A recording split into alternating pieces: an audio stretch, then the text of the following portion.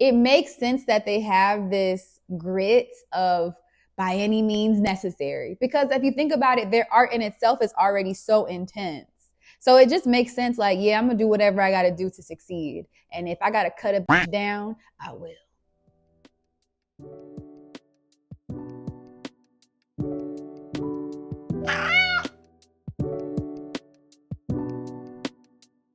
Hi, hello, and welcome to the Cozy Little Book Club. I'm your host, Taylor. Thanks for joining. I know it's been a few weeks, but I really missed y'all, and I'm really excited to be back with another book review.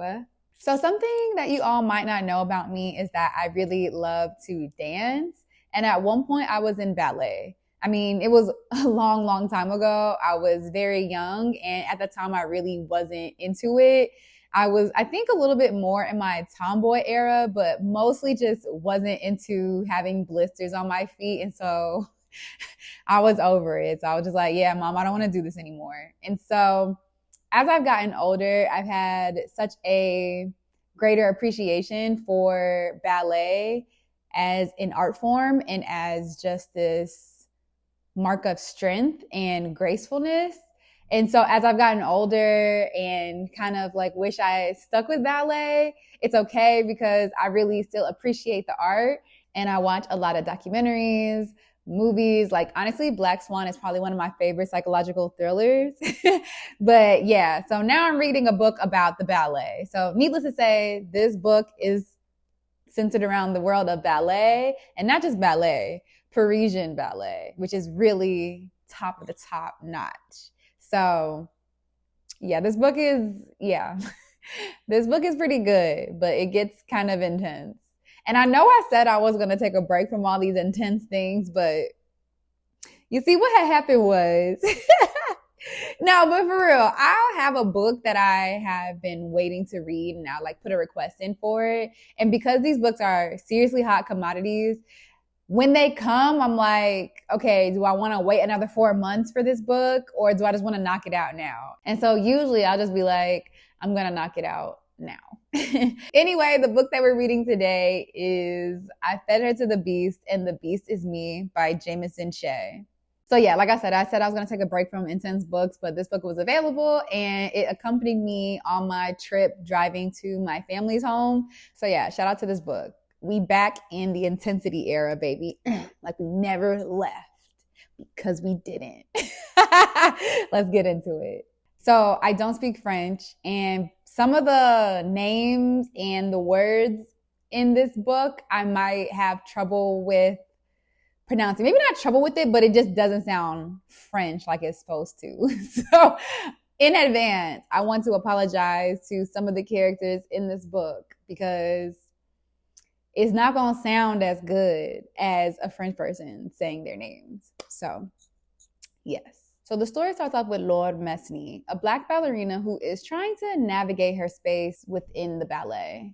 Even though Laure is at the top of her class, it still isn't enough to get her classmates and superiors to acknowledge her. Day by day, she practices and dances, killing herself, while everyone else isolates her and makes her feel othered, as if she doesn't really belong there. Everyone except for her best friend, Laure, who has been her friend for the last 12 years, and the only person who talks to her at the academy. Laure is the daughter of a ballet legend at their company and has climbed her way through the ranks through nepotism, even though she makes a lot of mistakes and flubs. Nepotism. Get with it, baby. You don't gotta be good. You can be mediocre and you'll still get to where you need to go. Keep that in mind because that is a theme within this book. But things are shaken up when there's a new prima ballerina in town by the name of Josephine. It's not that Josephine isn't good at what she does, but it's different because she's more like Laure.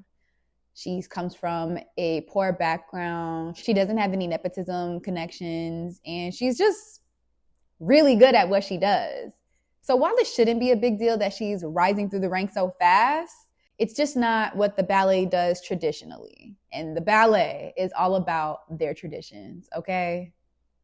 So it's no surprise that she made it to the top. It was just so quick Everyone was really shocked. There were rumors going around that Josephine was a witch and she was knocking people off to get to her spot.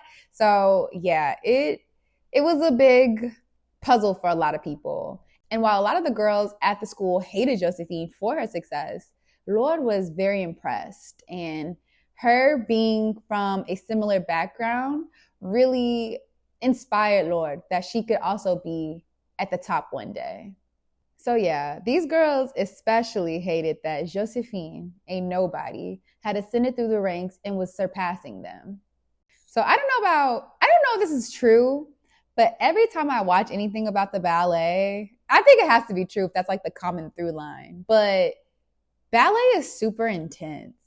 And it kind of doesn't seem like it's if you just live and breathe ballet, I understand that you're probably like used to the politics of ballet and just used to like your friends really rooting for your downfall so that they can, maybe they hope that you twist your ankle so that you can't perform and then they can be your alternate. It's like whatever they can do to get on that stage and have that high and to be adored is just so interesting, because when you look at a ballerina, when I think about a ballerina, I think of someone really skinny and not to say bony in a bad way, because like the way their bodies are traditionally are supposed to be angular in the way that they are so they can elongate themselves and make themselves even more pretty and stretch themselves to their limit, right?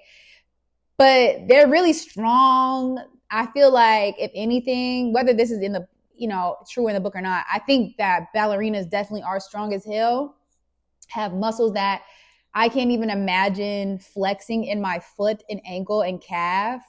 They constantly have toenails falling off. Their feet look terrible, so it makes sense that they have this grit of by any means necessary. Because if you think about it, their art in itself is already so intense. So it just makes sense like, yeah, I'm going to do whatever I got to do to succeed. And if I got to cut a bitch down, I will. But it is like, damn, it's intense, right? So yeah, ballerinas are intense. Like you might think that they like some skinny little somebody. They probably could kick the shit out of you. Cause like the strength in lifting yourself up on your toe, they probably like, if you ever tried to like interrogate them, they're probably not going to break because they know pain and they know how to do it with a smile, a very graceful, beautiful smile. It's like, yes, my pinky toe is crumbling under me, but I look pretty and I'm twirling around.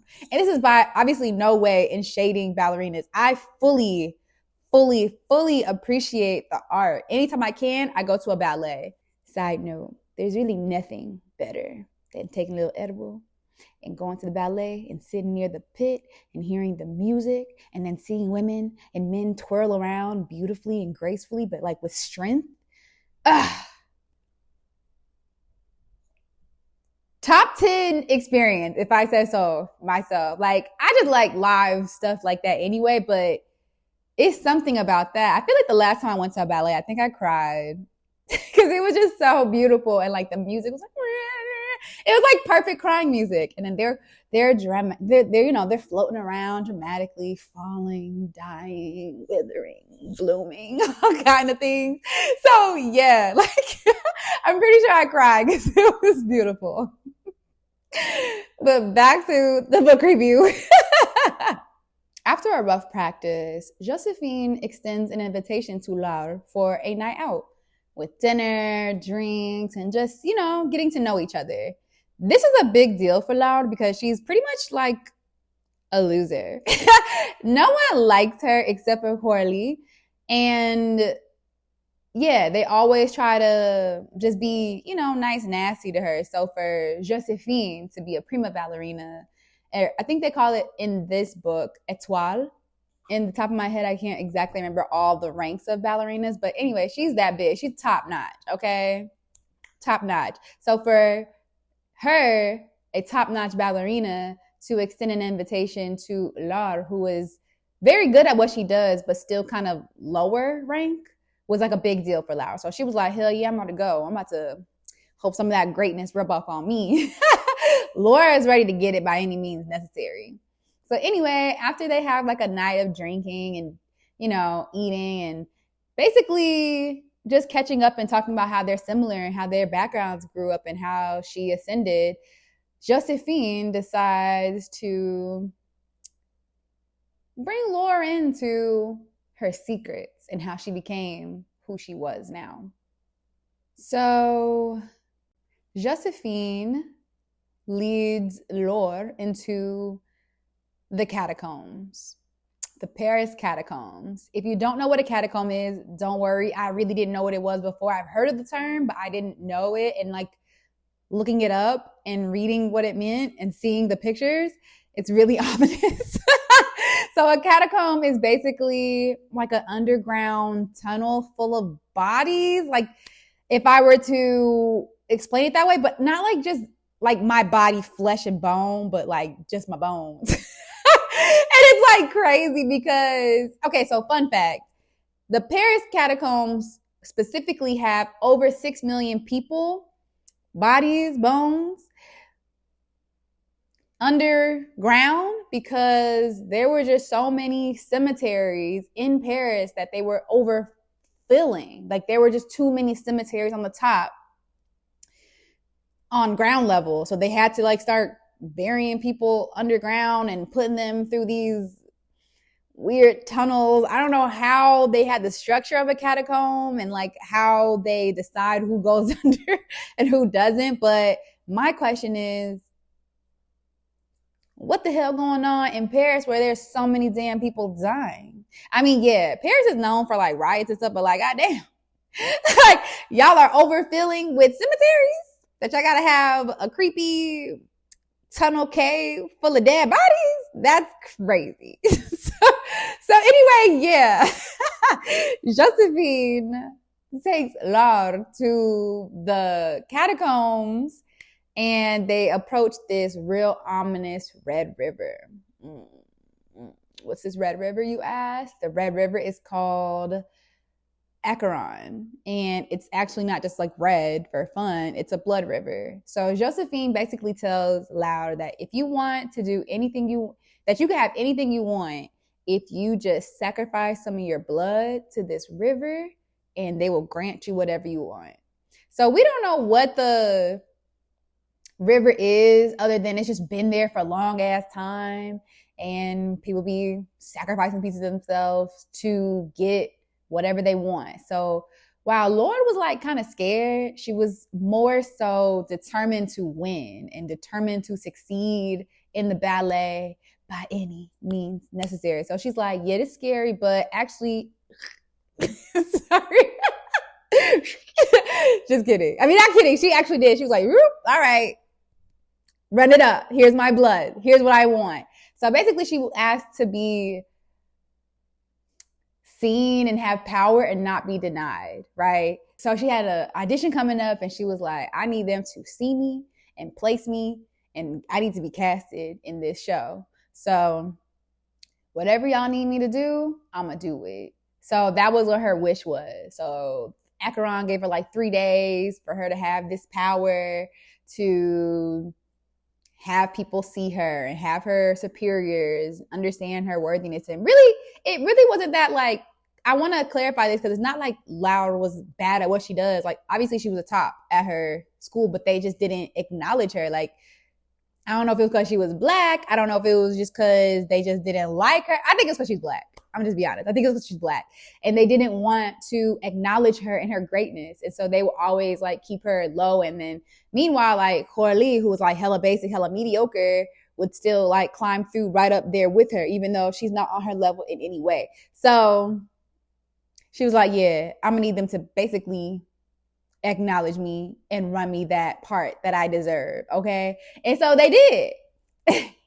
And so, yeah, that was how it started that, you know, Laure was going to be a part of this blood cult, essentially. I don't want to call it a cult, but hold that thought because I want to come back to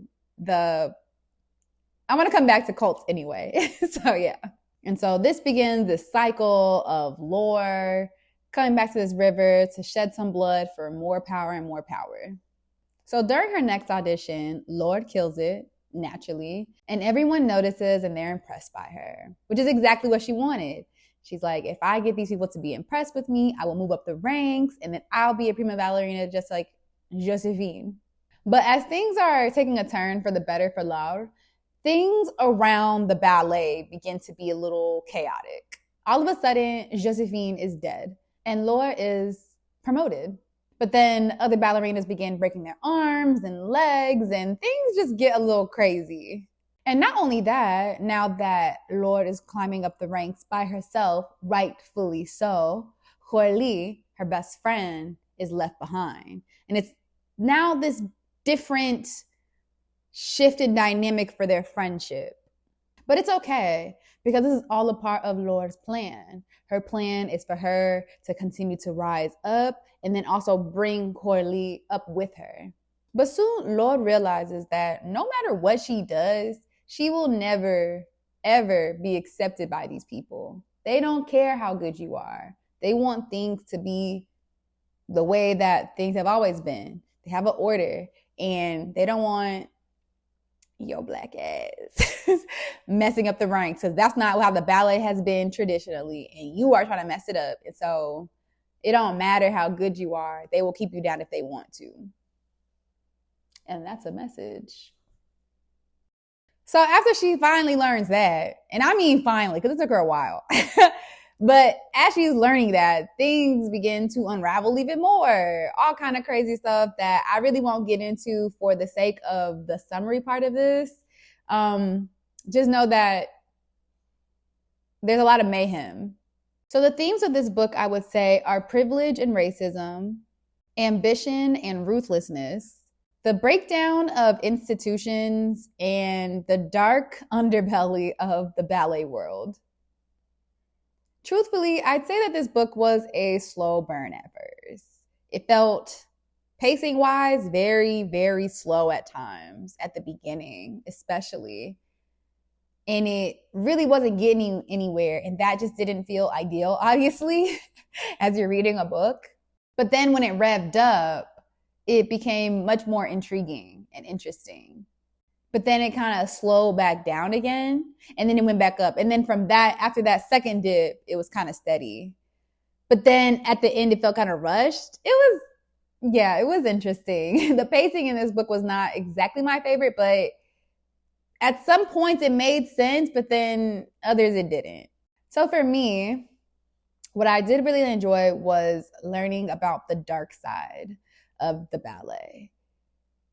I just think it's just such a interesting juxtaposition for you to be this super beautiful, regal, graceful, dainty little dancer, popping on your toes, spinning around, twirling, jumping, leaping, people catching you. But then like you're cutthroat, you might be conniving, you might be just willing to do whatever, push a girl down some stairs to break her ankle so that you can get her spot. Like, I'm not saying that this is what all ballerinas are like at all, because I'm not a ballerina, but I'm just saying it is very interesting because it's just interesting. I just think it's just such a great juxtaposition. Like in my head, when I think about a tough ass ballerina, I think about ballerinas beating each other up with their point shoes. And them point shoes, I don't think they're like super hard, but they're hard, because you're standing on your toe. So I just imagine like ballerinas being bloodied by point shoes and jabbing with their sharp pointy elbows and things like that. Like ballerina WWE. But like a really graceful leap. That was so lame, but yeah. But yeah, like something like that. That's what I think about. I'm just being honest. When I think about like the dark side of ballet. So that's what I think about. It's intense from all of it, from its practice, from its rehearsals, from the peers and people you're trying to get critiqued from. Like those people are intense. Like I don't know if anybody's ever talked about like a really like kind ballet director. I just feel like you kind of have to be intense, or you have to be or you have to be used to that kind of intensity. Someone's always going to say something about what you got going on. There's always going to be something wrong because they want you to be perfect. perfect flitting little angels. And while you're perfect, you just kind of get kind of snarky because y'all are all battling for this limited spot. And it just seems intense. And it's like your friends are like kind of gunning for you to fall. And like there was one point where she was like, this girl was saying just saying out loud, like, I know Vanessa's my friend and everything, but is it bad that I want her to trip? And it's just like, damn. It's just a bunch of nice, nasty stuff that just seems intense and just kind of weighs down on your mental after a while, I would imagine. So my question is to anyone who's a ballerina who just happens to stumble upon this video, are ballerinas mean like that? Like, are y'all really like plotting for the demise of your friends? I know that's like such a stereotype, but I just want to know, like, is that like, is it like 30% of y'all doing that? Or is it like 80%? Like, I just want to know. I just want a little peek inside what's going on in the ballet world. And then also her being a Black girl, which is, you know, I think of ballet kind of like golf. It was traditionally super exclusionary, or just like a lot of sports. I mean, I don't know why I said golf particularly, but maybe because I did a lot of research on golf. But yeah, like it's truthfully so not like diverse at all. So it's a big deal. So it makes me think about like, what did Misty Copeland have to deal with when she was climbing up the ranks? Like, I think she has a book. Maybe I'll read it. Does she have a book? Maybe I made that up. But if she had a book, I would read it. Because I would like to know. And she's light skinned. You know what I'm saying? Like, Laure, she's like a little darker. And that's like, there's own colorism in that. So like, I don't know. I'm curious to know how that was for her. Yeah. But let me know, any ballerinas, let me know. With your little twinkle toe self. Respectfully. I appreciate it. So I will say one thing about this book is that this story took a turn that I did not think that the book was going to go the way that it went. And I say that in a way that it was just pleasantly surprising. You know, when I first thought that Laure walked up on Acheron and she was like, hey, I'm ready to slit my wrist for this success, I thought she was going to be regretful of it, but she was not. She was more than willing to sacrifice everything to be successful. And in a way, I don't want to say that it's admirable, because like, how much are you going to sell your soul for? But I will say, like, damn, she is dedicated. And I think in the fact that you're so dedicated and so passionate about something that you're willing to do that, I think something about that is kind of beautiful. But I can't say that like it's ideal for you to sell your soul to be a ballerina. But it makes you think, like, what are people selling their souls for?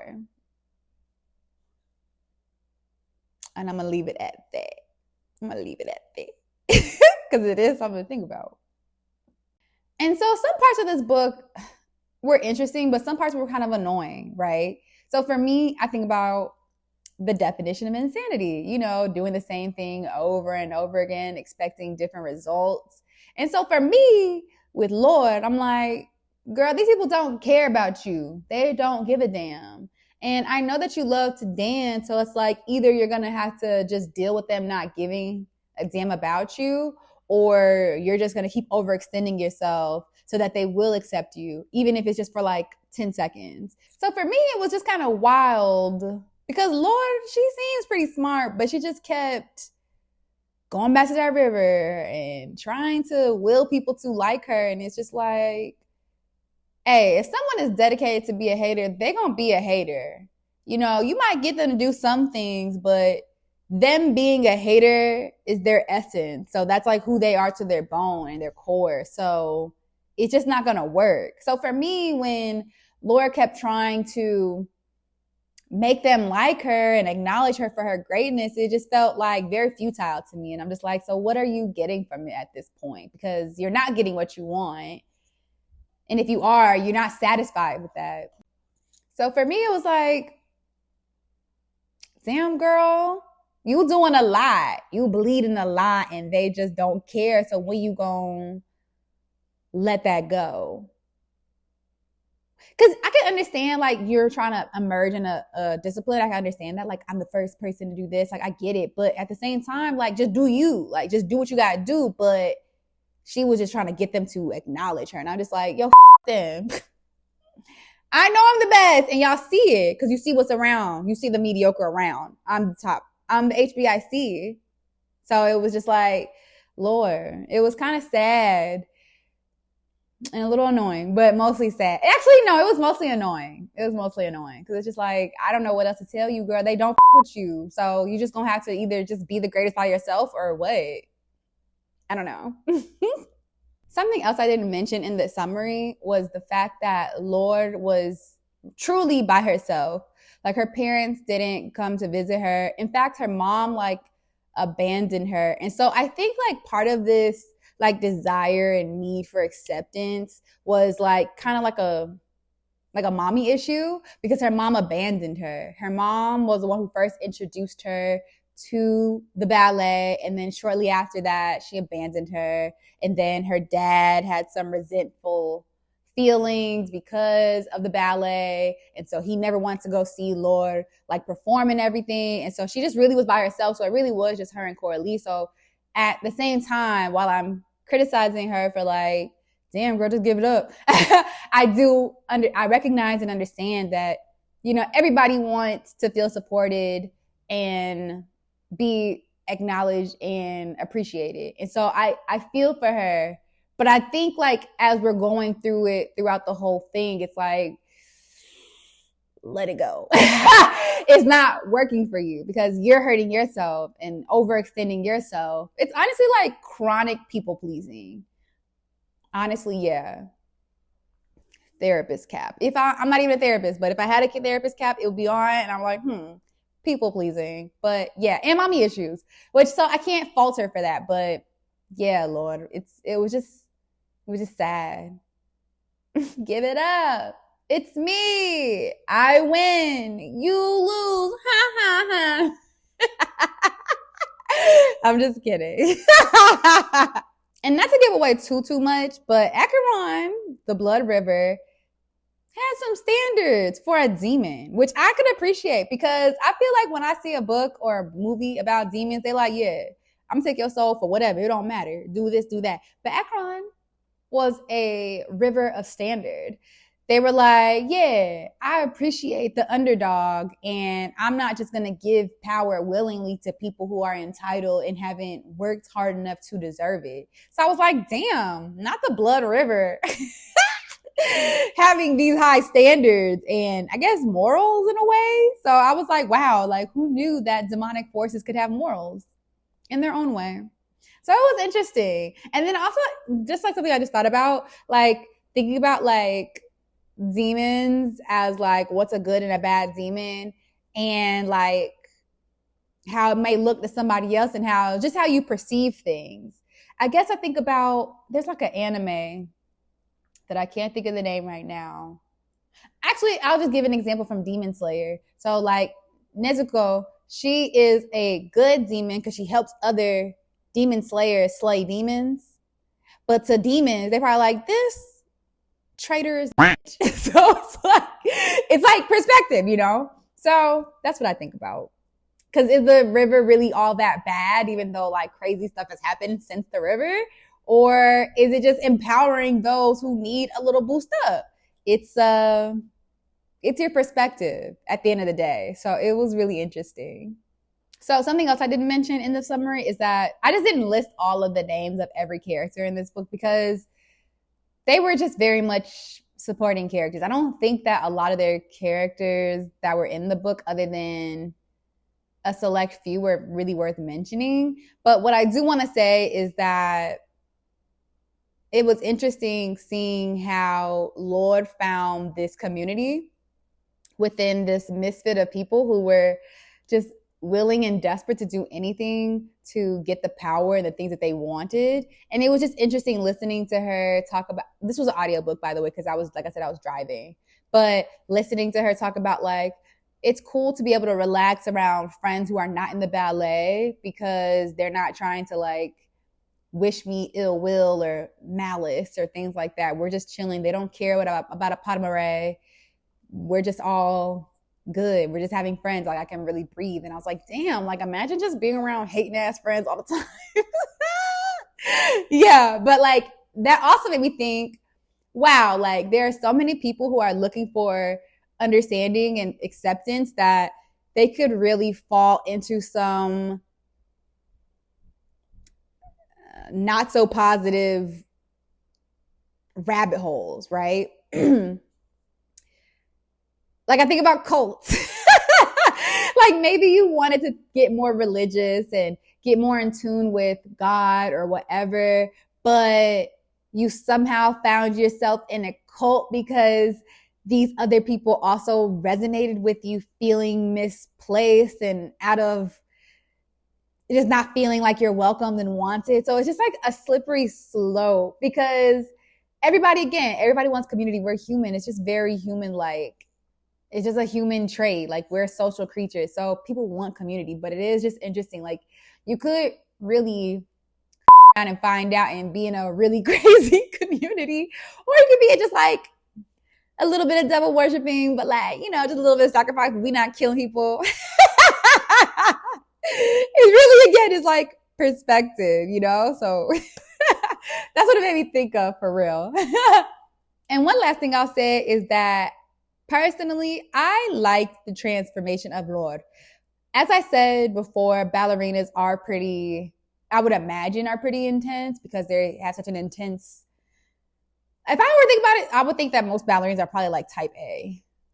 I hope that ballerinas aren't watching, they're like, this bitch. But like, this is just my perspective, my point of view of what I would think. I just think that they're probably kind of intense. And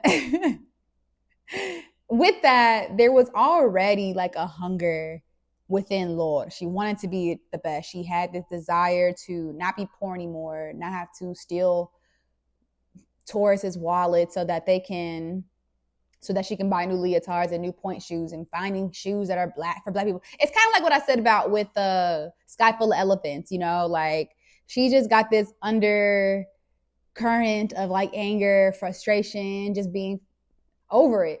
And I liked that transformation for her. I mean, her physical transformation was kind of wild, but I liked that she was embracing this monstrous side of her, to be honest. I don't know if everybody liked that, but I really liked it. I just thought it was interesting because at first she was really whiny at the beginning, and I wasn't into that. But I kind of understood like why she was like that, trying to be super agreeable so that she could be accepted. But when she was in her bag with her like that power surging through her, she really had a confidence that I really appreciated. And I'm not saying you got to be evil to have the confidence that is deeply within you, but for her specifically, for her job, for what she does, it just made sense. And I was excited for her that she was able to release that. So there's that. So this book had some interesting points, but there were definitely parts where I just tuned out and I felt very lost. And I feel like I didn't tune out that much, but maybe I did because there was a part where there was a character named Leafy, and I just was like, where the hell did this character come from? And at the end, the character ended up being pretty big, but I kind of just like, I wasn't finna try to find out where I missed the part where Leafy came in. I had to Google it, couldn't find it. I'm like, where did Leafy come from? But either way, I was just confused at some parts. I'm like, okay, but I kind of, picked up context clues and understood. With that, I'm going to give this book a 3 out of 5 golden bookmarks. It was a cool book. I think there were just some parts that just felt kind of silly and very, very dramatic. And I was just like, okay. But I guess with like people in the arts, sometimes they can get real artsy and real dramatic. And I felt like that's kind of what that was. And I was like, I'm okay on this. So yeah, I give that book a 3 out of 5. And that wraps up another episode of the Cozy Little Book Club. Thank you so much for watching. If you've made it to the end, please leave a little stack of book emoji or whatever emoji you see fit to let me know that you finished. And if you've read the book, please let me know your thoughts below. Be sure to hit that subscribe button and don't forget to turn on your post notification bell so that you know each week when Boo and I will drop a new episode. Thanks again for tuning in. I hope y'all have a lovely day. And remember, when you open a book, you open your mind. Until next time, peace. So the story starts off with Laure Mesni. See, I made it sound like it was going to be kind of Spanish. Laure. But it's Laure. Laure Mesni. Let's try that again.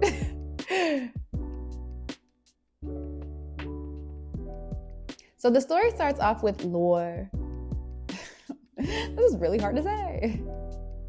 So the story starts off with Laure. Laure. Ooh, yeah.